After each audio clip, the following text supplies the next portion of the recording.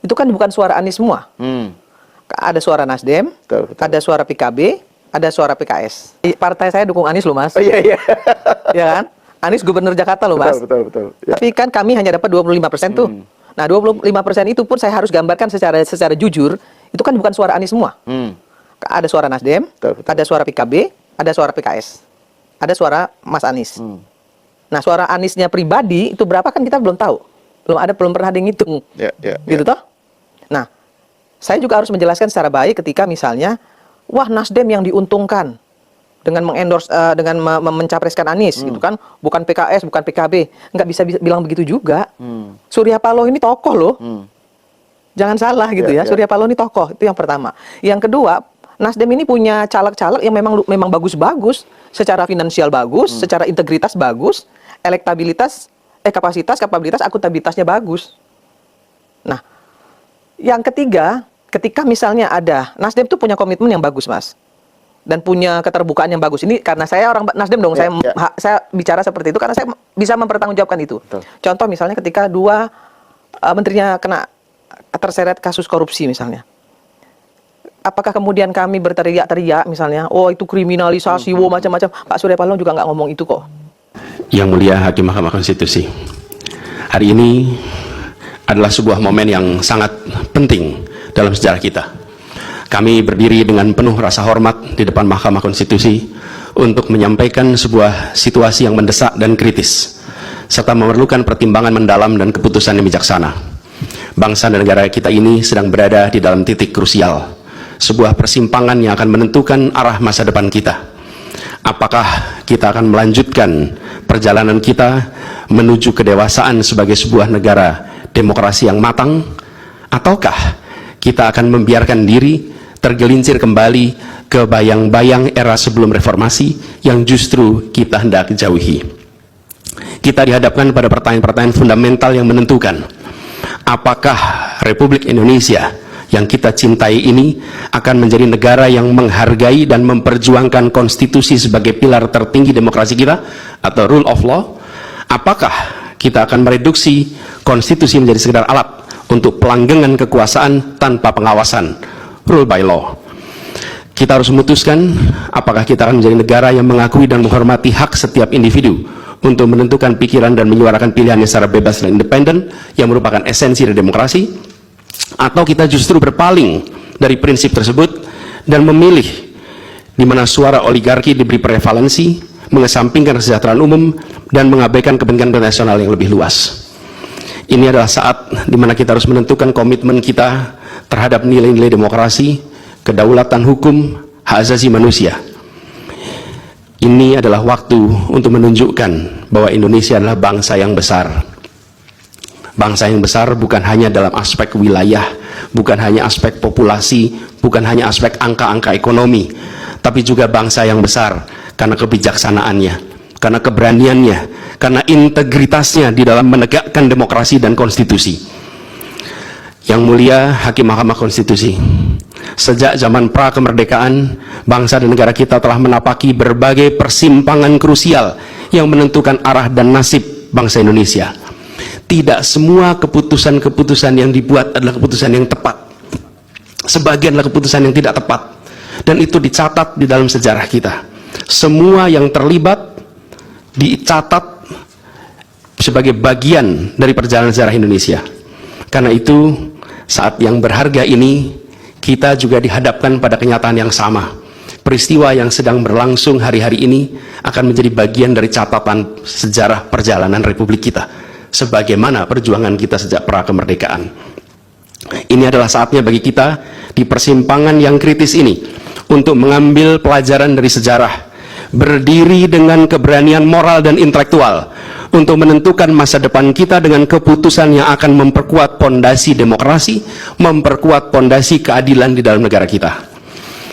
Yang mulia Hakim Mahkamah Konstitusi, kita telah menyaksikan berjalannya satu babak penting dalam demokrasi kita bulan lalu, yaitu proses pemilihan umum yang angka suaranya telah diumumkan secara resmi oleh Komisi Pemilihan Umum. Tapi perlu kami garis bawahi dan kita semua sadari bahwa angka suara tak mutlak menentukan kualitas dari demokrasi.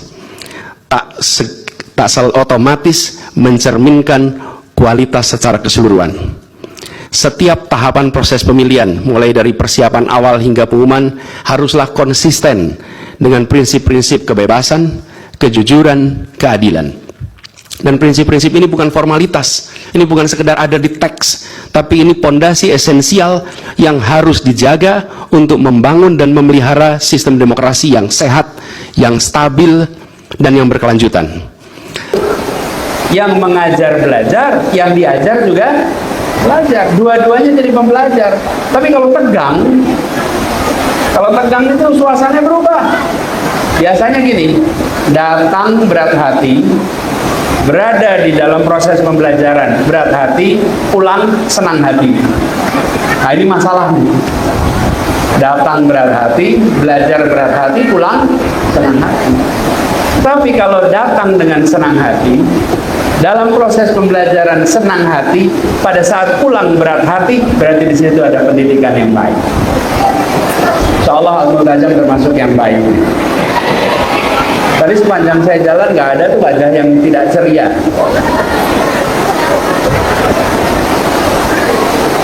Nah, saya dapat tugas.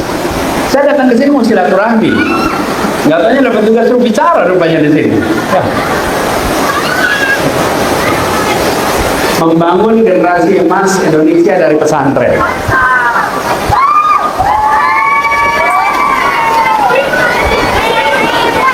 Di sana kedengeran nggak suaranya? Kedengeran?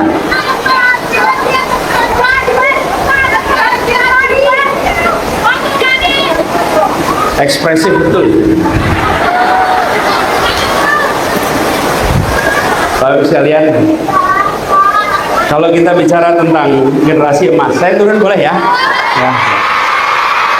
Biar lebih dekat nih ngobrolnya. Jadi, saya mau bicara, dengerin ya, dengerin.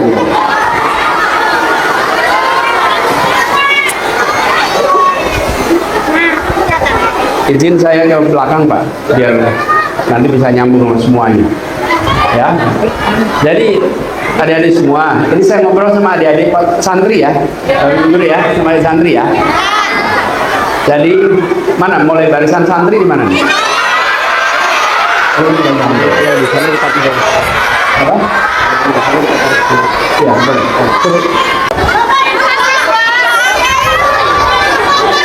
Ya, gini. Kita bicara tentang membangun generasi emas Indonesia dari pesantren yang sekarang sudah ditumbuhkan. Ini seru betul ya, penonton samping. Oke.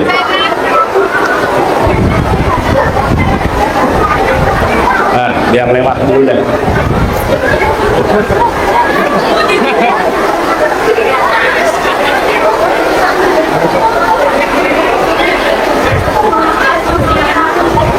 Ya, biar semuanya dapat kesempatan ya.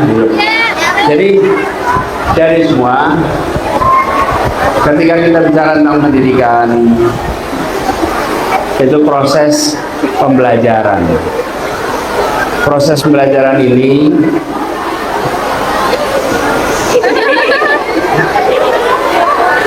saya jadi susah konsentrasi ini. Jadi ketika kita bicara proses pendidikan, ada beberapa hal yang sudah sering diungkapkan, tapi saya ingin ulang di sini.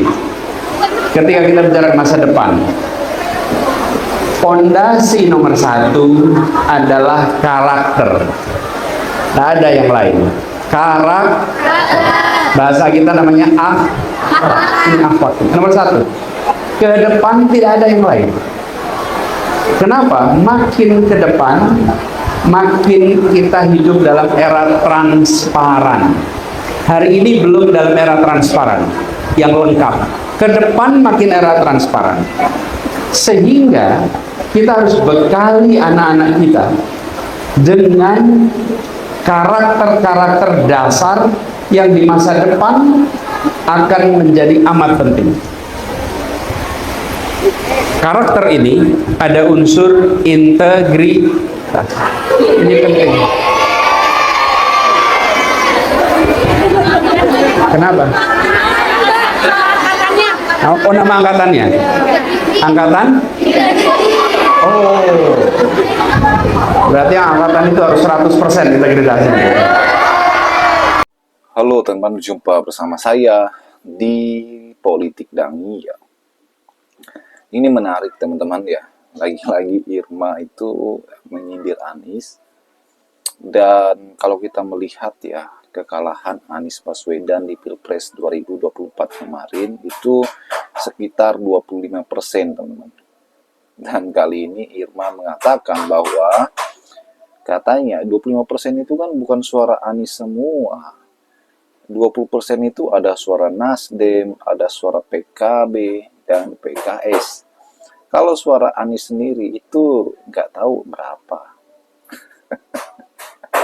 Jadi seolah-olah teman-teman ya, itu adalah suara semua partai-partai ya. Sekarang pertanyaannya, coba misalnya ketua umum ketiga partai ini maju kemarin. Ya, misalnya Caimin ya maju sebagai capres. Atau Surya Paloh ya, atau Irma sendiri maju sebagai capres ya kan. Apakah suara mereka bisa mendapatkan 25% ya kan? Dan itulah kenapa Anies kalah dengan terhormat teman-teman, sebab kita tahu bahwa bagaimana masyarakat ya ingin Anies membawa Indonesia menjadi lebih baik ya kan.